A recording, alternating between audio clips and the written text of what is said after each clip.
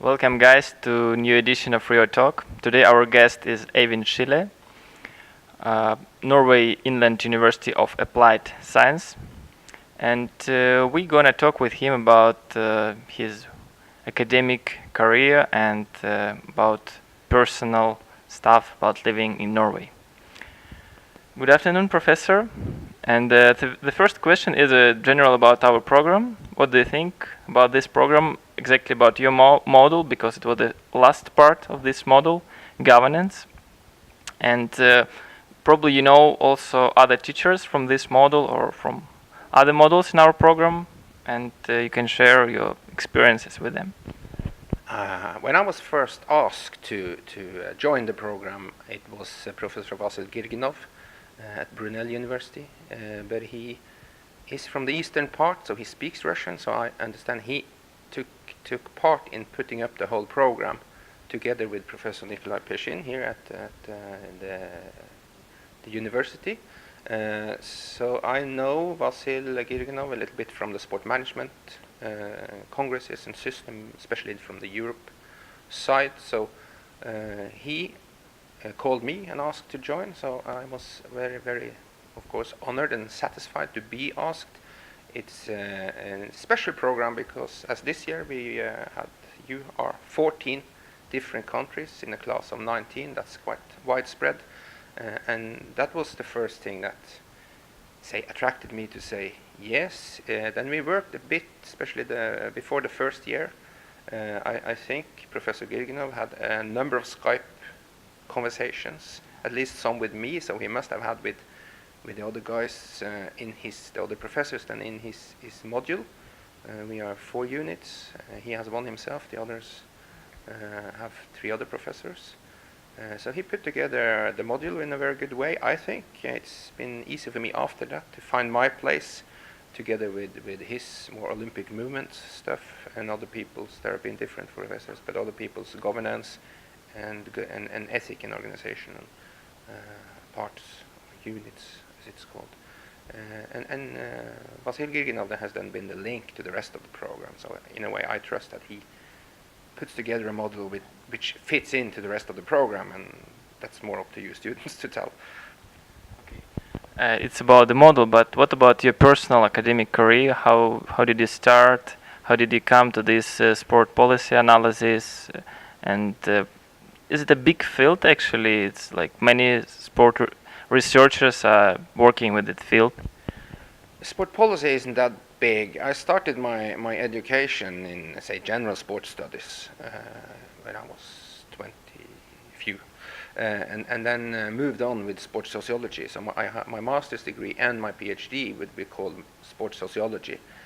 During my PhD student phase, I more specialized into sport policy. It's not very big sport policy research, but it's very increasing. So I would say I'm probably part of the generation where we are more sport policy researchers. Before my time, it's just a very few, especially hooligan, who you have a lot on your list. Yes. But there are more and more sport policy analysis or sport policy research people around the world and all over the world. We are more in Scandinavia. There are some in Sweden. We are some in Norway.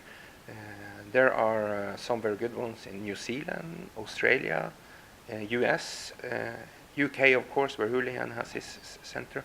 So it's more and more. It's not big, but increasing. Soon big. So it's your academic life, and one of the main aim probably of any sport policy to increase sport participation.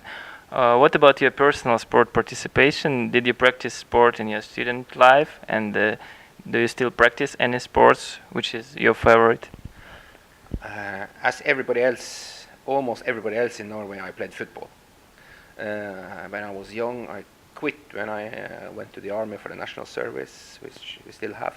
And during my student life, I played more football and some basketball. I still play football every Tuesday and Friday morning before work. We are some old boys playing. Swimming pools, no? I'm not a good swimmer. We have a swimming pool where I live, so with water in it, so it's no problem actually. But I play football, and I do like skiing, both cross-country skiing and downhill skiing. Hedmark skiing is my thing. So if I should choose two big sports, for me it's football and Hedmark skiing. Okay, I'm more fan of football than ice hockey, but you know that in Sweden, in Nordic and Scandinavian countries, like many people playing ice hockey, but Norway, it's not such a big this market. Like why it's like that, and probably you don't have enough people, like the most of the people that are playing in football, and what is the reason? Good question. I have discussed that a lot with some Swedish colleagues. It's very hard to say because Russia, Finland, Sweden, those are the same countries which are very huge in cross-country skiing with Norway. But Russia, Finland, Sweden are also huge in ice hockey, but we are not. So that's a typical winter sport which we actually don't do much. Could be, and as we have seen this week, some of the policy of sport in Norway historically has been to build facilities just after the war. Then we built the swimming pools and sport halls usually. The Swedes didn't take part in the war. They built ice rinks. Could be one of the reasons, but that's not the only one, because the Finns have been in a number of wars. They also can afford ice rinks.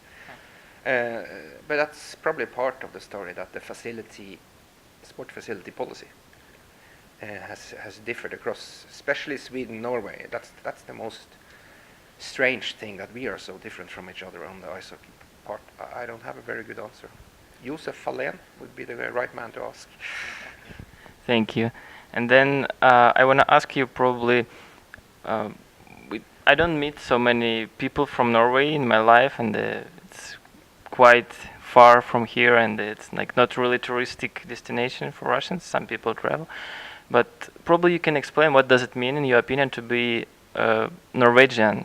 What is the difference from Sweden, and what is some part of your identity as Norwegian?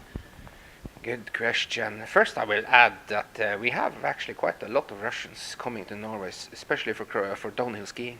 In the ski resorts, especially the one I live close to, Trysil, we have Russians every weekend, a number of Russians, and Swedes. So they come both. So we see them more and more as tourists in the winter destinations in Norway. To be a Norwegian is probably a very huge privilege on the earth, because we have a safe state with huge systems for social security. It's a rich country. Education is free, so most kids can do whatever they want when it comes to the academic careers, at least in principle they can. There are class differences also in Norway, but they are smaller than in most other countries. So I would say that it's compared to the rest of the world, we are privileged to live in a rich and safe country. Our identity is very closely related to skiing, I think, when it comes to sport. But not only sport, in general, I could say that's, although lifestyle. It's a lifestyle for many people, but that's my point. Although not all Norwegians actually do ski, we watch skiing on TV, we support our skiers, that's our national idols and heroes. We are very, very Norwegian when we win, especially when we beat the Swedes. So I would say that's a main identity as a Norwegian. Yes. So, and you said about the kids. What about your kids? How they balance between summer and winter sports, and like probably what is the trend now in Norway for kids? How they choose their sports? There is a big facilities. It's about branding and promotion of different sports, or it's something inside. My kids do, I think, as most Norwegian kids, everybody has played football, everybody has played handball. That's a more regional thing, but in the town where we live, everybody plays handball, or most kids play handball. In the rest of the country, everybody plays football, so they have done both those. They all like, especially downhill skiing. As many Norwegian kids, they are probably too lazy to like cross-country skiing. They have their computer games, as most of the world, at least the Western world, are influenced of.